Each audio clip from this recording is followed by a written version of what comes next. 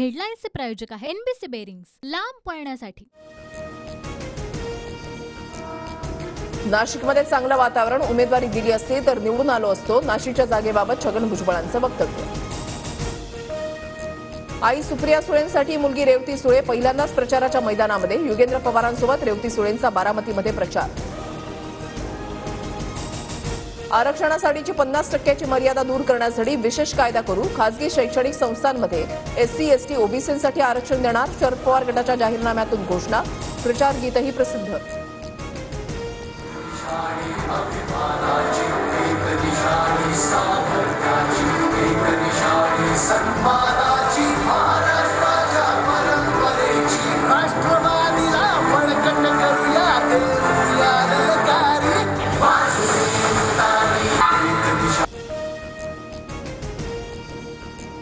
नाना पटोले, पृथ्वीराज चव्हाण आणि थोरात यांच्या उपस्थितीमध्ये सांगलीमध्ये काँग्रेसच्या कार्यकर्त्यांचा मेळावा। बंडखोरीनंतर विशाल पाटलांवर काय कारवाई होणार याकडे लक्ष।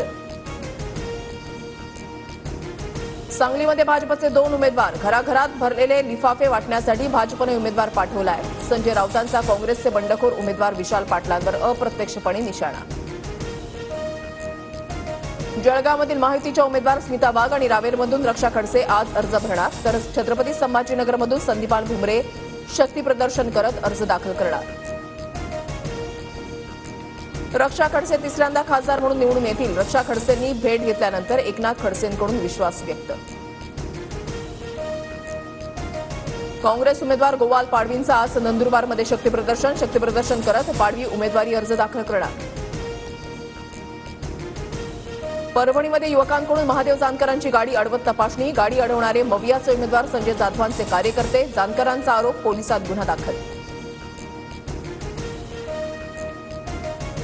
नवी मुंबईमधील शौचालय घोटाळ्यामध्ये माजी संचालक संजय पानसरेंना अटक, मवियाचे साताऱ्यामधील उमेदवार शशिकांत शिंदेंनाही नोटीस, शरद पवारांची माहिती, शिंदेंच्या अडचणी वाढण्याची शक्यता। महायुतीमधील दक्षिण मुंबईचा तिढा, केंद्रीय नेतृत्वाच्या दारात, महाराष्ट्र भाजपचे लोकसभा प्रभारी दिनेश शर्मांच्या उपस्थितीमध्ये आज बैठक। हेमंत सोरेन यांची सुप्रीम कोर्टात धाव, आर्थिक गैरव्यवहार प्रकरणामध्ये ईडीच्या अटकेविरोधातील याचिकेवर उच्च न्यायालय निर्णय देत नसल्याचा आरोप।